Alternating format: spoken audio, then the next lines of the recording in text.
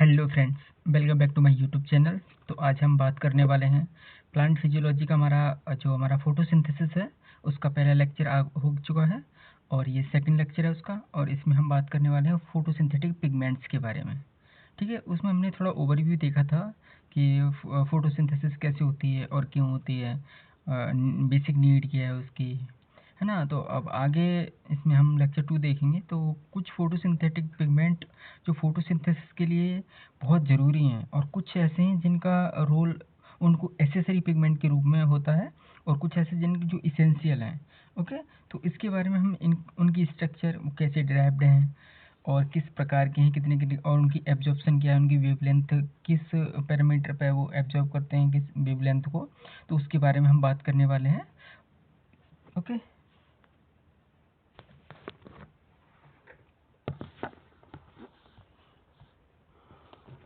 तो पहले हम देखेंगे फोटोसिंथेटिक पिगमेंट्स में।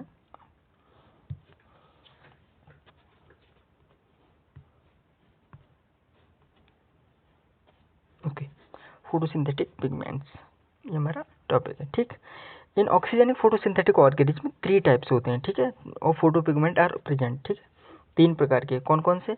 एक होते हैं, मैंने बताया था अभी, एसेसरी फोटोसिंथेटिक पिगमेंट, और एक होते हैं एसेंशियल फोटोसिंथेटिक पिगमेंट।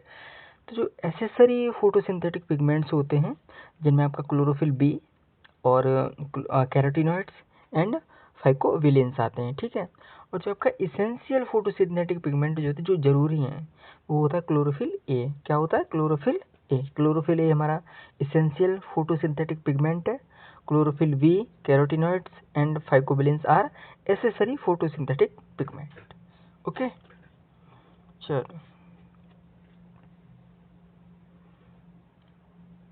हम बात करें क्लोरोफिल की स्ट्रक्चर के बारे में।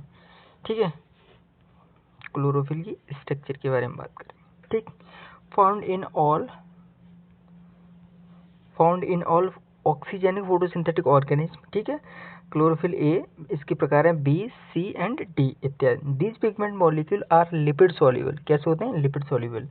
लिपिड सॉल्युबल हैं तो कैसे होंगे? हाइड्रोफोबिक होंगे। ठीक है, absorption of light mostly blue and red light region को एब्जॉर्व करता है। कौन? Chlorophyll, but poorly green portion of the electromagnetic spectrum. Okay, chlorophyll is a chlorine और पोरफायरिन डेरिवेटिव। क्लोरीन और पोरफायरिन डेरिवेटिव है।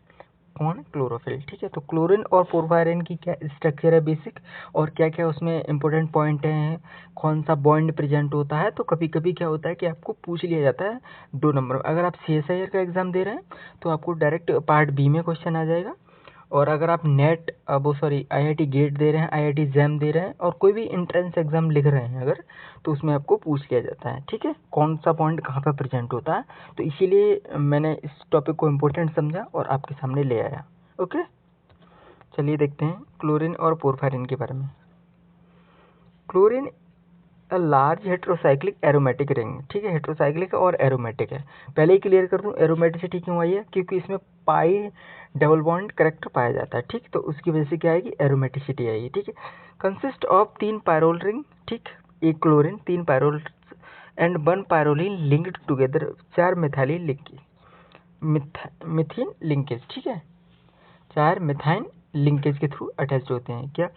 जो क्लोरीन है हमारा 3 पायरोल होता है, उसमें 1 पायरोलिन होता है। ठीक है, और 3 पायरोल और 1 पायरोलिन किसके थ्रू जुड़े होते हैं? 4 मिथाइन लिंक के थ्रू या 4 मिथाइन ब्रिज के थ्रू। तो ये पूछ लिया जाएगा आपको, ये बॉन्ड आपके लिए इंपॉर्टेंट है। ठीक है, 4 मिथाइन बॉन्ड होते हैं पोरफायरिन और क्या नाम है, पायरोल एंड प्रोलिन को जोड़ने के लिए। ठीक है,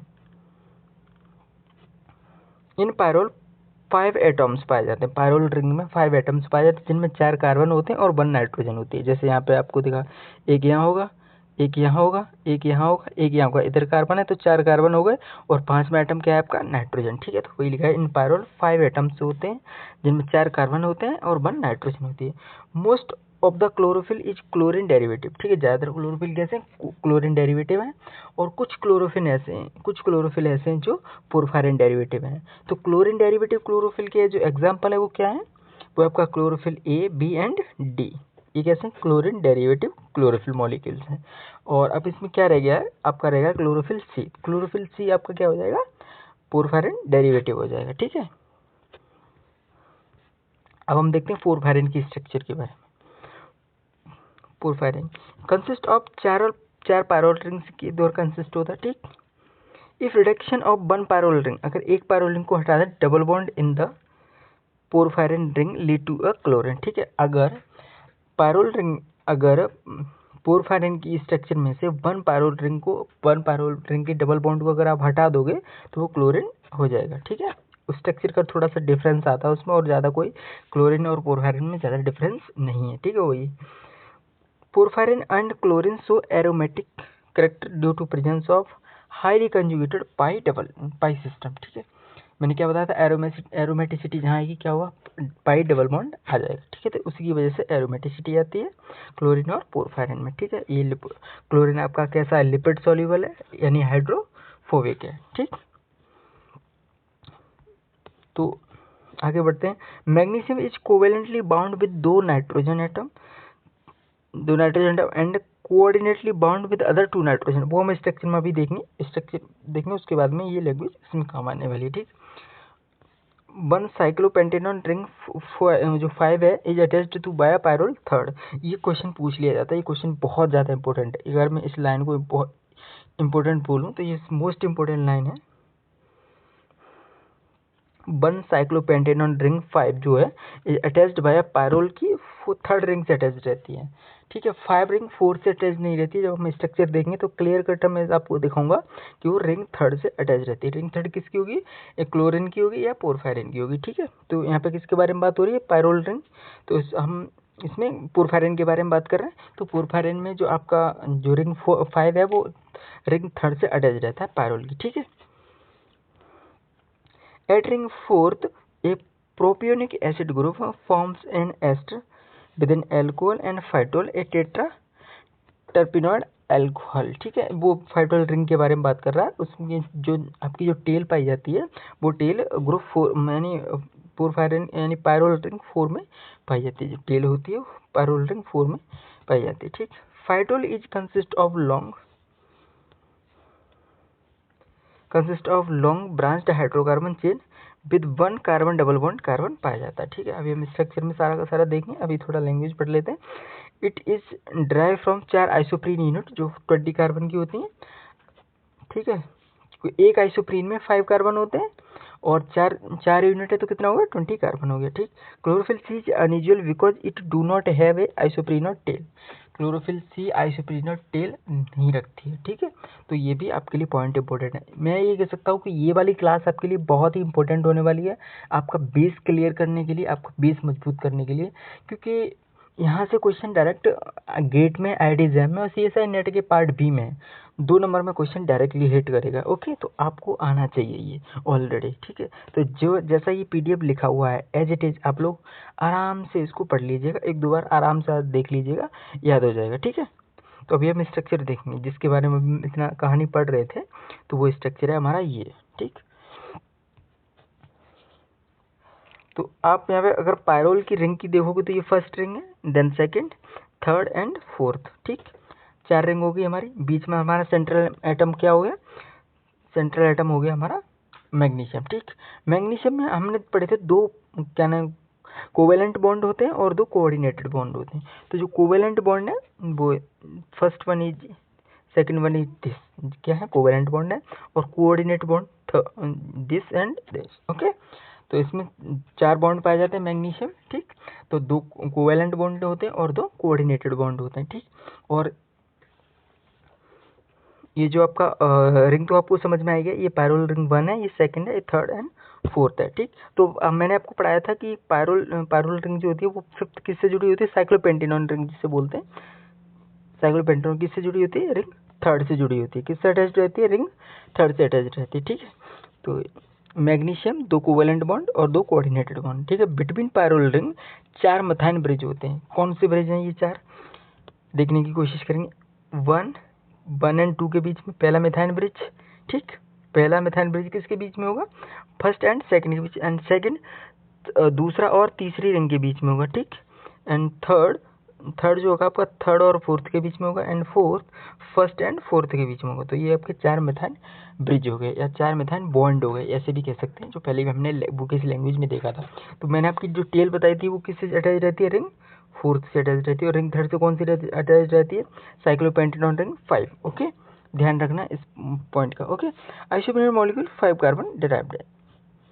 ठीक है, अब आप क्लोरोफिल ए और क्लोरोफिल बी में बेसिक डिफरेंस देखोगे यहाँ पे कि आपको कुछ नज़र आएगा बेसिक डिफरेंस। रिंग 1, 2 एंड 3 ये रिंग है आपकी। ठीक, पहली रिंग क्लोरोफिल ए और क्लोरोफिल बी के बारे में, तो इसमें सेम करेक्टर है, सेम बॉन्ड है। थर्ड में भी आप देखोगे तो सेम है, लेकिन सेकंड में चेंज है। सेकंड में क्या चेंज है कि जो आपका क्लोरोफिल ए है उसमें क्या होता है, मिथाइल ग्रुप होता है, और आपका क्लोरोफिल बी है उसमें एल्डिहाइड ग्रुप होता है। This is a basic difference of chlorophyll a and chlorophyll b. जो आपका रिंग 1st एंड 3rd आपका सेम पाया जाता है, जो क्लोरोफिल ए में है वही क्लोरोफिल बी में पाया जाएगा, लेकिन आपका रिंग 2nd है उसमें क्लोरोफिल ए में मिथाइल ग्रुप होता है और क्लोरोफिल बी में एल्डिहाइड ग्रुप होता है। ठीक है, क्लियर हो गया। अब आपका नीचे डिफरेंस लिखा गया chlorophyll a and chlorophyll b में, तो उसको क्लोरोफिल ए क्लोरोफिल बी। इसका मॉलिक्यूलर फार्मूला C55H72O5N4Mg। ये मुझे तो याद है, आप लोग याद कर लीजिएगा। ठीक है, जरूरी है याद करना, C55H72O5N4Mg, और क्लोरोफिल बी में C55H70O6N4Mg। ये इसका मॉलिक्यूलर फार्मूला है। ठीक है, इट्स ब्लू ग्रीन। इसका जो कलर देखा गया क्लोरोफिल ए का वो ब्लू ग्रीन है, वो ब्लूइश ग्रीन होता है, ये ओलिव ग्रीन होता है। ठीक है, इट्स इसेंशियल फोटोसिंथेटिक पिगमेंट है, ये आपका इसेंशियल है और ये आपका एसेसरी है। ठीक, पहले मैंने बताया था कुछ इसेंशियल फोटोसिंथेटिक पिगमेंट होते हैं, कुछ कैसे होते हैं, एसेसरी फोटोसिंथेटिक पिगमेंट्स होते हैं। ठीक है, तो आपका क्लोरोफिल है वो इसेंशियल है, और आपका क्लोरोफिल बी है वो एसेसरी फोटोसिंथेटिक पिगमेंट है। ठीक, पायरोल रिंग सेकंड कंटेन, जो अभी हम लोगों ने देखा था, pyrrole ring second contain methyl group. ठीक, क्या कंटेन करती है, मिथाइल ग्रुप को। ठीक, और इसमें पायरोल रिंग सेकंड इसमें एल्डिहाइड ग्रुप को रखती है। ठीक है, it absorb more red light, क्या एब्जॉर्ब करता है, मोर रेड लाइट को एब्जॉर्ब करता है, और ये जब मोर वॉयलेट ब्लू लाइट को एब्जॉर्ब करता है। ठीक है, बहुत ही इंपॉर्टेंट है ये, और इस बात को आप बार बार रिवाइज करो, बहुत ही जरूरी पॉइंट लिखे हुए हैं इसमें। मैं एक तरीके से कह सकता हूँ तो ये बहुत ही इंपॉर्टेंट क्लास है आपके लिए। ठीक है, और इसमें थोड़ा याद करना पॉइंट जरूरी है, समझने वाली चीज़ें भी हैं, लेकिन आपको कुछ चीज़ें इसमें बहुत ज़्यादा क्लियर याद होनी चाहिए। पहला आपको बॉन्ड याद होने चाहिए, कितने बॉन्ड है, मैग्नीशियम कितने बॉन्ड बनाता है, 4 बॉन्ड बनाता है, 2 कोवेलेंट एंड 2 कोऑर्डिनेटेड बॉन्ड। ठीक, रिंग अगर मैं ऐसे कहूँ और ज़्यादा डिटेल में पूछूँ तो कोवेलेंट बॉन्ड किस किस रिंग के बीच में बनता है, तो अगर हम अकॉर्डिंग टू डायग्राम, हमारे डायग्राम के अकॉर्डिंग, तो हमारा रिंग 1 एंड रिंग 3rd हमारा कोवेलेंट बॉन्ड बनाता है, और ring 2nd and ring 4th हमारा कोऑर्डिनेटेड बॉन्ड बनाता है। ठीक है, तो हमारा और जो हमारा साइक्लोपेंटेनॉन जो रिंग है वो रिंग 3rd से अटैच रहता है, और जो फाइटोल की जो टेल है हमारी इसमें, तो वो रिंग 4th से अटैच रहती है। ठीक है, और जो टेल है फाइटोल टेल, इसमें आइसोप्रीन की ये बनी हुई होती है। ठीक है, और आइसोप्रीन की 4 यूनिट होती हैं। ठीक, तो आइसोप्रीन क्या अपने में 5 कार्बन कंपाउंड है, और 4 यूनिट है इसकी, तो कितने होगा, 20 कार्बन कंपाउंड की क्या होती है, इसकी टेल होती है। ओके, तो ये आपको बेसिक याद होना चाहिए, और मॉलिक्यूलर फॉर्मूला बिल्कुल क्लियर कट है कि आपको याद होना चाहिए। ठीक, चलते हैं आगे। अब आता है नेक्स्ट आता है बैक्टीरियो क्लोरोफिल। अभी हम पढ़ रहे थे ऑक्सीजनिक फोटोसिंथेटिक ऑर्गेनिज्म में कौन कौन से आपके फोटोसिंथेटिक पिगमेंट्स होते हैं, तो आपका क्लोरोफिल हो गया। क्लोरोफिल में हमने देखा कि क्लोरीन डेराइव्ड है या पोरफायरिन डेराइव्ड है। जो क्लोरीन डेराइव्ड है वो कौन कौन से क्लोरोफिल हैं, chlorophyll a, chlorophyll b and chlorophyll d. ठीक, पोरफायरिन डेराइव्ड है वो क्लोरोफिल आपका सी है। ठीक, क्लोरीन की अगर बेसिक स्ट्रक्चर देखेंगे तो क्लोरीन में आपका 4 पायरोल रिंग होती हैं और 1 पायरोलीन रिंग होती है। ठीक, पायरोल रिंग क्या है आपका 5 एटम मॉलिक्यूल है, 5 एटम रिंग स्ट्रक्चर है, जिसमें 4 कार्बन होते हैं और 1 नाइट्रोजन होती है, तो ये क्या हो जाते हैं 5 एटम रिंग हो जाती है। ठीक है, ऐसे अगर अनऑक्सीजनिक बैक्टीरिया ऑक्सीजनिक भी होते हैं, अनऑक्सीजनिक होते हैं, तो जो बैक्टीरियो क्लोरोफिल के बारे में हम बात करते हैं अभी। ठीक है, नेक्स्ट है हमारा टॉपिक बैक्टीरियो क्लोरोफिल। एनऑक्सीजनिक फोटोसिंथेटिक, मैंने पहले ही बताया, तो अभी हम पढ़ रहे थे किसके बारे में, ऑक्सीजनिक फोटोसिंथेटिक के पिगमेंट्स के बारे में।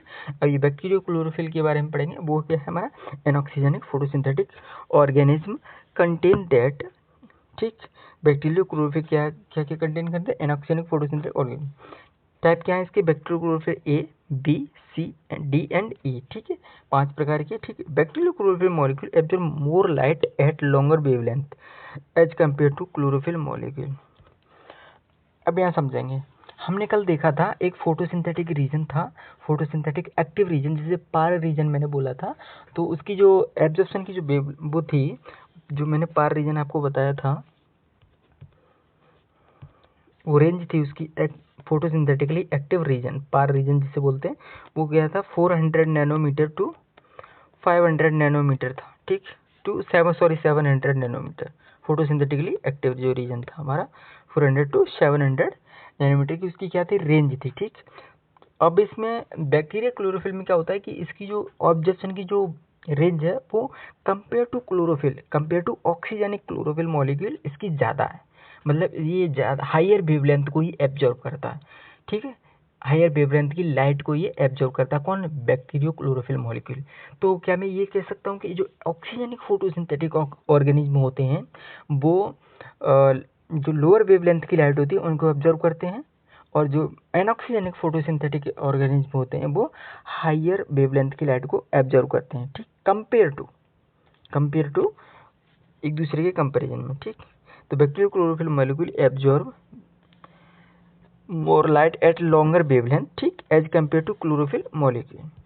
आगे अब हमारा आ गया ग्राफ, जो हमने कल भी समझा था ग्राफ को, आज भी देखेंगे, ठीक। इधर एब्जॉर्प्शन की रेंज है, किस पे कितना एब्जॉर्प्शन दिखा रहा है, इधर वेवलेंथ लिखा हुआ है, इधर आपका ये सारी की सारी जो रेंज लिखी है वो किसमें, नैनोमीटर में, किसमें, नैनोमीटर में, ठीक, 4700 नैनोमीटर में।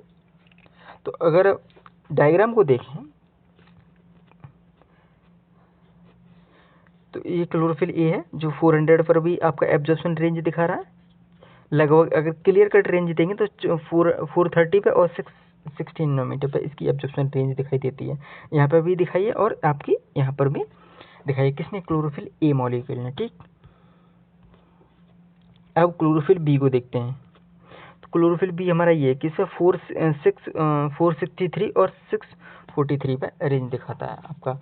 यहाँ पर भी एब्जॉर्प्शन पीक का दिखा है और यहाँ पर भी दिखा है। Compare to chlorophyll a molecule low peak है, उसका एब्जॉर्प्शन रेंज कम है क्लोरोफिल ए मॉलिक्यूल के कंपैरिजन में, लेकिन जो इसका जो वेवलेंथ की जो एब्जॉर्प्शन है वो हाई वेवलेंथ पे ये एब्जॉर्ब करता है, ठीक। अब अगर आप बैक्टीरियो क्लोरोफिल को देखोगे, बीटा कैरोटीन को देखोगे, तो ये आपका कल मैंने बीटा कैरोटीन और फाइकोबिलिन्स के बारे में बताया था, उनकी एब्जॉर्प्शन रेंज भी दिखाई थी। तो अभी आप बीटा कैरोटीन के बारे में देखो तो इसकी रेंज 400 टू 500 नैनोमीटर होती है। कितनी होती है, 400 टू 500 नैनोमीटर एब्जॉर्प्शन की जो रेंज होती है वो ये है आपका पीक, दिस पीक, ठीक है। यहाँ पे आगे डिसअपियर हो जाता है लगभग 500 पर आकर के वो डिसअपियर हो गया, ठीक। लेकिन आपका क्लोरोफिल ए का जो पीक है और क्लोरोफिल बी का जो पीक है वो कहाँ का रेंज आपकी दिखा रहा है, वो 430 पर भी दिखा रहा है, 660 पर भी दिखा रहा है, और क्लोरोफिल बी का 463 पर एंड 643 पर भी आपकी रेंज दिखा रहा है एब्जॉर्प्शन की। ये मैं क्यों बार बार आपको डायग्राम समझा रहा हूँ, क्योंकि कई बार ऐसा हुआ है कि इस डायग्राम को दे दिया गया है और यहाँ पे आपको एब्जॉर्प्शन बताया गया है कि पी क्यू आर दिए गए हैं, इनमें से आपको सेलेक्ट करना है कि कौन सा क्या है। तो आपको वेवलेंथ बना करके दे देगा, फिर आपको यहाँ पे सेलेक्ट करना है कि यहाँ पे मान लीजिए पी लिख दे और यहाँ पे क्यू लिख दे और यहाँ पे आर लिख दे। तो आपको ये नेमिंग बतानी होगी कि पी पे क्या है, क्लोरोफिल ए है, क्यू पे क्या है, क्लोरोफिल बी है, एंड आर पे क्या है, आपका बीटा कैरोटीन है। तो इसीलिए ये बहुत ही इंपॉर्टेंट ग्राफ है। और आप एक चीज़ जो मैं बार बार बता रहा हूँ आपको, फोटोसिंथेटिकली एक्टिव रीजन, पार रीजन जो है वो क्या है, उसकी रेंज है 400 नैनोमीटर टू 700 नैनोमीटर, ठीक, 700 नैनोमीटर इसकी रेंज है एब्जॉर्प्शन की, ठीक है। तो कुछ बेसिक पॉइंट थे इसके बारे में, फोटोसिंथेटिक पिगमेंट्स के बारे में, तो वो हमने भी यहाँ पे देख लिए, ठीक है। तो अभी हमारी ये लास्ट स्लाइड है, ठीक। तो अभी हमने फोटोसिंथेटिक पिगमेंट्स देख लिए, फोटोसिंथेसिस की जो बेसिक मैकेनिज्म है कि कैसे रिक्वायर है हमारे लिए वो भी हमने देख लिया। तो अब नेक्स्ट हमारा टॉपिक रहेगा वो इससे कुछ रिलेवेंट रहेगा, और फिर जल्दी ही हम इलेक्ट्रॉन ट्रांसपोर्ट सिस्टम लेकर के आने वाले हैं, और बहुत ही इंटरेस्टिंग टॉपिक रहेगा हमारे लिए। और मैं आप सबको बता दूं कि जो फोटोसिंथेसिस है, यस, एक एक पॉइंट आपका क्लियर कराऊंगा, ऐसे कराऊंगा कि आप 15 सेकंड में, विद इन 15 सेकंड आप क्वेश्चन को देखते ही निकाल दोगे, 1 मिनट का भी टाइम नहीं लगाओगे। अगर आपने क्वेश्चन पढ़ लिया, अगर वो फोटोसिंथेसिस से हुआ तो डेफिनेटली मैं बता रहा हूँ आप क्वेश्चन निकाल लोगे, लेकिन शर्त यही है कि आपको जो मैं पीडीएफ प्रोवाइड करा रहा हूँ आपको बार बार ये पीडीएफ पढ़ने पड़ेंगे, ठीक है। और आज का जो क्लास है वो तो बहुत ज़्यादा इंपॉर्टेंट है। इनमें से अगर आप IIT JAM का एग्ज़ाम देने जा रहे हैं तो आप श्योर कर लीजिए 2 क्वेश्चन तो मिनिमम आने वाले हैं, वरना एक तो कहीं नहीं गया, एक क्वेश्चन तो डेफिनेटली आएगा। तो इस चीज़ को आप श्योर कर लीजिए। आपकी आज की क्लास बहुत ज़्यादा इंपॉर्टेंट है। ओके, चलिए क्लास ख़त्म।